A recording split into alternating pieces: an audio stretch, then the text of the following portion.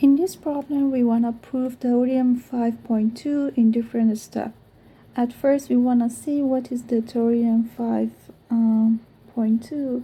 It says the joint probability of x when x is between random variable x between x1 and x2 and y is between y1 and y2, it's equal to the joint CDF of xy at x2, y2 minus joint CDF at x2, y1 and minus the joint CDF of x and y at x1, y2 plus the joint CDF of x and y at x1 and y1. So for the first section, we want to sketch the following events. We have event A, B, C. The following A, if I consider this area, the horizontal axis as a random variable x and the vertical axis as the random variable y, so and we consider this is x1 and this is y1 and this is y2. When x is less than x1, it mentioned to this area, and the y between y1 and y2, it means that we accept this area. So the joint CDF between the joint probability between these two random variables is this area. So this is event A.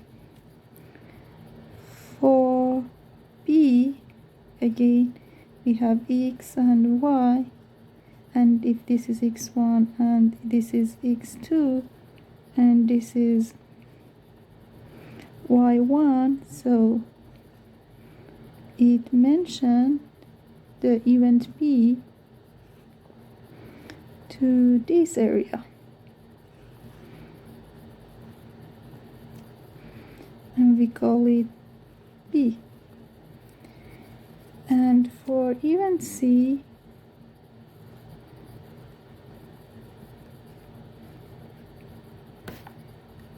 if this is x1, this is x2, y1, y2, so when x is between x and y, it mentioned to this area, and when y is between y and y2, it mentioned to this area. So the joint area is this area, and we call it the green part event C.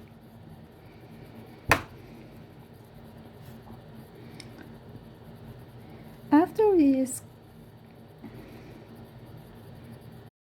now we wanna explain event and the probability of A, B, and the union A, B, C in terms of the joint CDF of x and y. For this one, we have, so part B, we have the probability of A, it mentioned to this area, so this is the probability of when random variable x is less than xy and y is less than y2 minus the probability of random variable again is x less than x1 and y is less than y1. So this is the definition, the first one, the joint CDF of x and y at x1 and y2 minus the CDF of x and y at, the first, x1 and y1. The probability of B, it's the probability of x less than x2 and y less than y1 minus the probability of x less than x1 and y less than y1. So this is the CDF, the joint CDF at x2 and y1 minus the CDF of xy at x1, y1.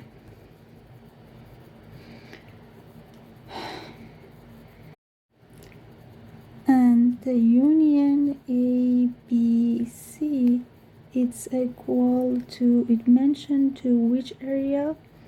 It mentioned the union of A and BC. If you look at in the above sketch, we can mention it's equal to this area. If this is x, this is y, so it's include, sorry,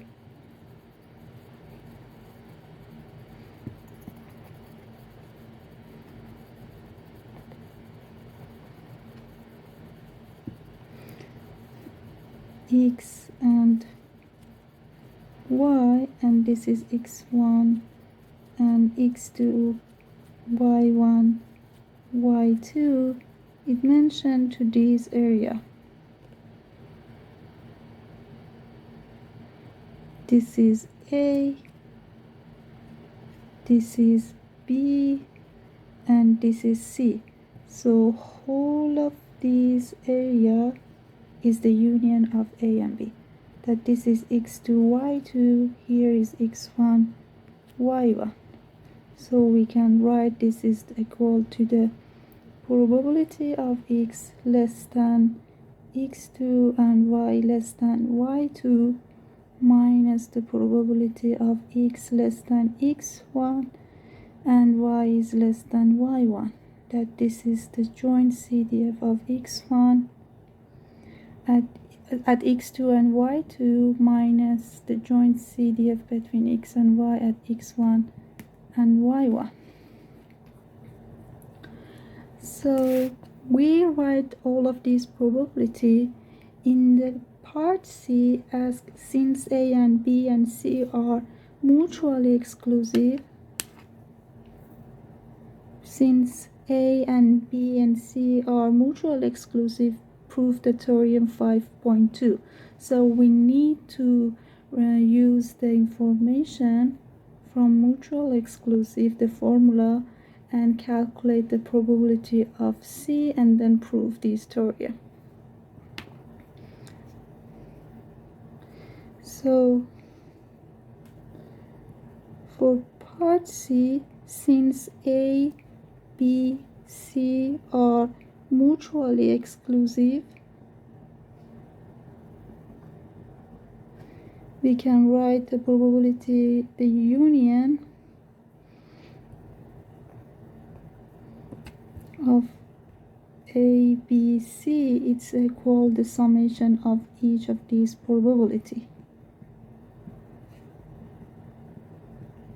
So we can write the probability of C, it's equal the probability of union between A, B, and C minus the probability of A minus the probability of B.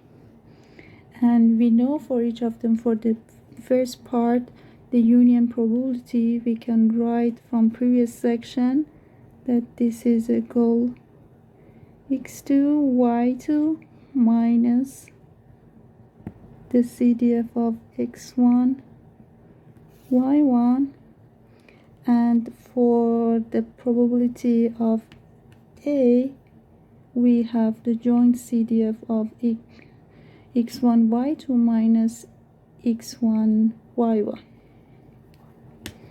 So it's equal to minus x and y, x1, y2, minus minus is plus xy at x1, y1, and minus the probability of P. The probability of P is the joint CDF x2, y1, minus to minus is again plus of x1 y1. Okay, now we can simplify these equations. We have x1 y1 here, so is a minus, here is plus. We can simplify it together, and so we have this part, we have plus this one and this one and this one. So we can rewrite the probability of C. It's equal to the, that what is the probability of C? What area mentioned? It's mentioned, if you look at to the C, it's here. So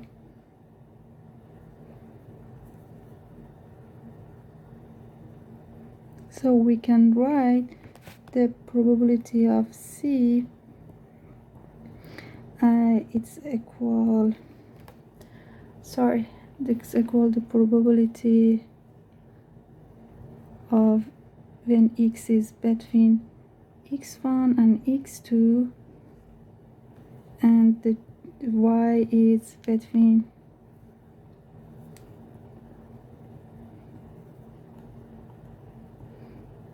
y1 and y2.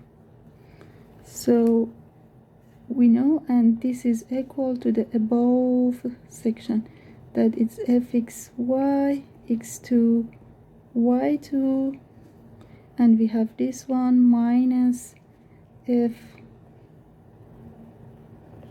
at x1 y2